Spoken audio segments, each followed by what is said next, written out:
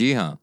सबसे पहले affiliate marketing का गोल क्या है? देखिए, कई लोग इस पूरी प्रक्रिया को बहुत ही कॉम्प्लिकेटेड बना देते हैं, लेकिन ये काफी सिंपल है और आपको यही ध्यान में रखना है जब आप डिसीजन लें, कंटेंट क्रिएट करें और अपनी साइट को ऑप्टिमाइज करें।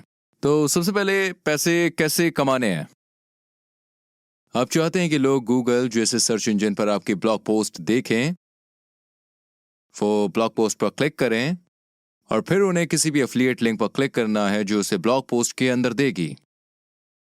सबसे पहले हमें यही चाहिए। दूसरी चीज ये है कि एफिलिएट मार्केटिंग लिंक पर क्लिक करने के बाद उन्हें कुछ खरीदना होगा, जो कई सारे लोग भूल भी जाते हैं।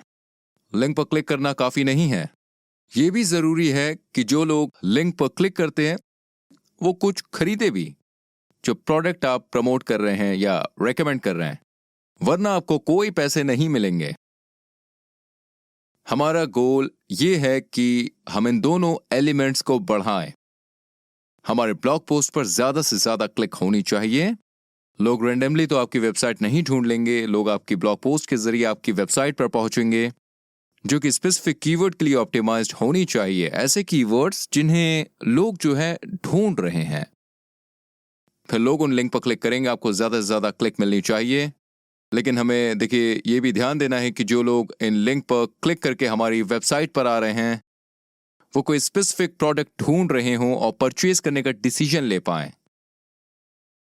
इस चीज पर हम चाहते हैं कि हमें क्लिक से भाई कितना पैसा मिल सकता है, हम उसका पोटेंशियल बढ़ाएं। हम चाहते हैं कि भाई जो भी है हमारी साइट को विजिट कर रहा है वो हमारे कस्टमर में बदले। अगर हमें 1000 क्लिक भी मिलता है और कोई भी नहीं खरीदता तो हमें कोई भी पैसे नहीं मिलेंगे। तो हमें ये ध्यान में रखना है। इसे थोड़ा और नजदीक से देखते हैं। चलिए दोस्तों, हमें यहाँ पर वाकई क्या करना चाहिए ताकि इक्वेशन के इस हिस्से को बढ़ाया जा सके। सबसे पहले हमें ट्रैफिक चाहिए। मतलब देखिए, ऐसे लोग जो हमारे द्वारा क्रिएट किए गए कंटेंट में वाकई में इंटरेस्टेड हैं। हमें कंपटीशन भी चाहिए, जो कुछ लोग अंडर एस्टिमेट कर देते हैं या उस पर ध्यान नहीं देते हैं। इसका मतलब यह है कि जब बहुत सारे लोग किसी स्पेसिफिक सर्च टर्म को ढूंढ रहे होते हैं तो केवल हम ऐसे नहीं है जो कंटेंट बना रहे होंगे, जो किसी एक स्पेसिफिक सर्च टर्म के लिए गूगल के पहले पेज पर रैंक करना चाह रहे होंगे। तो हमें केवल ये नहीं देखना है कि लोग क्या ढूंढ रहे हैं, किससे पैसे कमाए जा सकते हैं, उसके बारे में कंटेंट बनाना शुरू करते हैं। अगर हम ऐसा करेंगे तो हम गूगल के पेज 30 पर होंगे और हमारी ब्लॉग पोस्ट पर कोई भी क्लिक नहीं करेगा। अगर एफिलिएट लिंक पर कोई क्लिक नहीं करेगा तो हमें कोई पैसे भी नहीं मिलेंगे। तो हमेशा ध्यान रहे कि आप ट्रैफिक पर ध्यान दें, क्योंकि अगर कंटेंट को देखने वाला कोई नहीं है तो हमें कोई क्लिक भी नहीं मिलेगा। अगर लोग इसे देख पा रहे होंगे लेकिन मान लीजिए बहुत कंपटीशन होगा, तो ऐसी सिचुएशन में भी हमें क्लिक नहीं मिलेंगे बॉस। तो आपको हमेशा ट्रैफिक और कंपटीशन को ध्यान में रखना है। ये दोनों चीजें एक दूसरे के अगेंस्ट भी प्ले करती हैं। यहाँ पर हमें रेवेन्यू पोटेंशियल को बढ़ाना है। मैं कहना चाहता हूँ कि लोग अक्सर इसे भूल जाते हैं कि वो एक एफिलिएट मार्केटिंग वेबसाइट बनाते हैं, अमेजोन के प्रोडक्ट को प्रमोट करते हैं, 1% का कमीशन जो है वो मिलता है हर सेल पर, शायद कुछ सेंट, जबकि वो हर सेल पर आप जानते हैं 100 से ज्यादा डॉलर, सही सुन रहे हैं आप, इससे ज्यादा डॉलर्स कमा सकते हैं वो, अगर वो दूसरी चीजों पर ध्यान दें या अलग तरह के प्रोडक्ट प्रमोट करें जिनमें उन्हें ज्यादा परसेंटेज मिले या ज्यादा वन टाइम पे आउट मिले।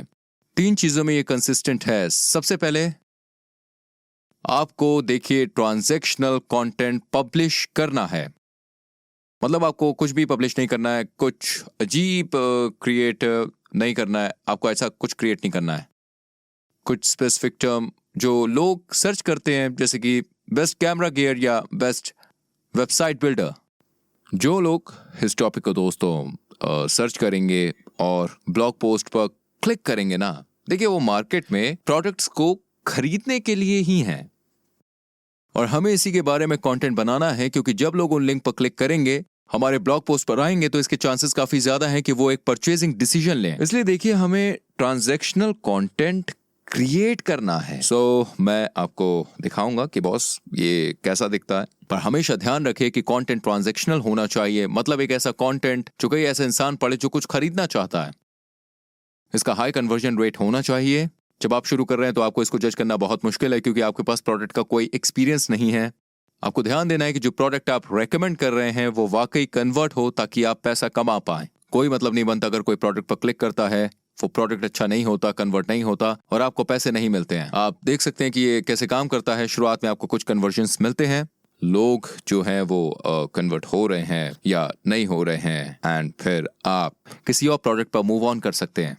यहाँ नीचे आप क्लियरली देख सकते हैं जहाँ लिखा हुआ है हाई कमीशन। सो हमें ऐसे प्रोडक्ट प्रमोट करने हैं जिनका जो कमीशन है वो देखिए ज्यादा हो, सिर्फ 2-3 सेंट्स नहीं होना चाहिए। इसलिए अगर हमें ज्यादा पैसे कमाने हैं तो हमें बहुत ज्यादा ट्रैफिक नहीं चाहिए। ये भी जरूरी है। तो ये 3 चीजें हैं जो हमें अपने दिमाग में रखनी है जब हम डिसाइड कर रहे हैं कि हमें क्या कंटेंट क्रिएट करना है। जिस सर्च टर्म के लिए हम कंटेंट क्रिएट कर रहे हैं उसका कुछ ट्रैफिक वॉल्यूम होना चाहिए। इसका मतलब लोग उस स्पेसिफिक टर्म के लिए सर्च कर रहे हों। फिर हमें कंपटीशन देखना है। अगर बहुत ज्यादा कंपटीशन है मतलब बहुत सारी हाई अथॉरिटीज साइट्स हैं जो उसी टर्म पर काम कर रही हैं, और अगर हम उनके अगेंस्ट compete नहीं कर सकते हैं तो हमें उस पर कंटेंट बनाने का कोई मतलब नहीं है। हमें यह भी देखना है कि उस सर्च टर्म का रेवेन्यू पोटेंशियल होना चाहिए, मतलब जो लोग उस टर्म को सर्च कर रहे हैं वो परचेज डिसीजन लेने वाले होने चाहिए। इसे पूरी तरह से क्लियर करना है। तो देखिए हमें यहाँ पर श्योर होना है कि ये जो तीनों चीजें हैं ये दोस्तों ग्रीन होनी चाहिए। एग्जाम्पल के लिए अगर आपके पास बहुत ज्यादा ट्रैफिक है और कोई कंपटीशन नहीं है लेकिन कोई रेवेन्यू पोटेंशियल भी नहीं है तो भी हमें पैसे नहीं मिलेंगे।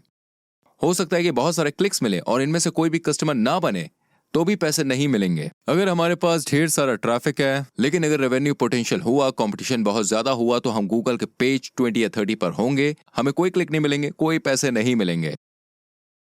बहुत ज्यादा कंपटीशन है या कोई कंपटीशन नहीं है या कम कंपटीशन है और रेवेन्यू पोटेंशियल भी है दोस्तों पर ट्रैफिक नहीं है, अगर कोई उस टर्म को ढूंढ ही नहीं रहा है तो भी हमें कोई क्लिक नहीं मिलेंगे। हो सकता है कि आप गूगल के पहले ही पेज पर हो पर कोई पहले उस पेज को विजिट ही नहीं कर पाएगा, कोई उस सर्च टर्म को टाइप ही नहीं कर रहा है।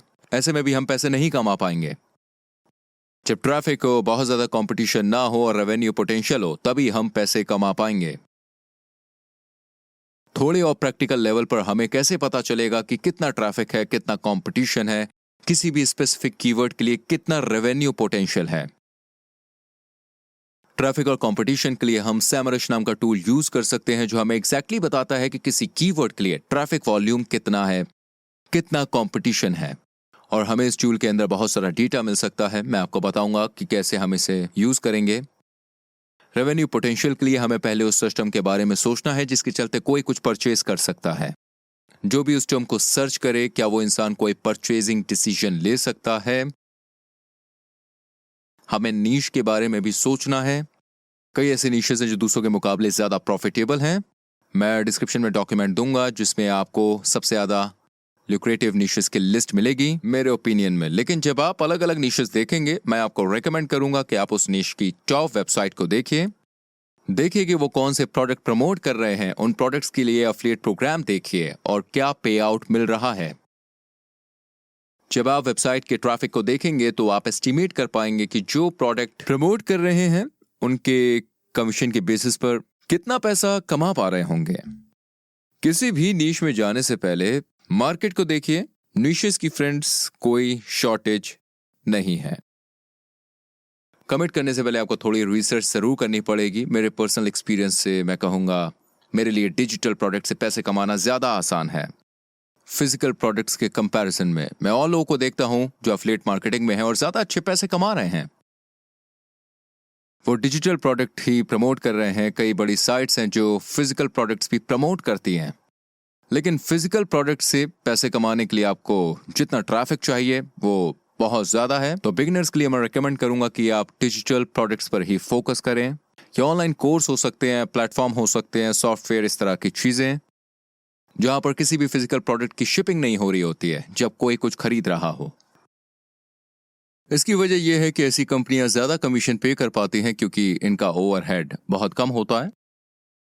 जब कोई साइन अप कर लेता है तो मान लेते हैं विक्स पर, उन्हें किसी चीज की शिपिंग करने की जरूरत नहीं है। वो बस उस कस्टमर को अपनी साइट यूज करने की परमिशन दे रहे हैं, इसलिए वो आपको एक ज्यादा कमीशन पे कर सकते हैं।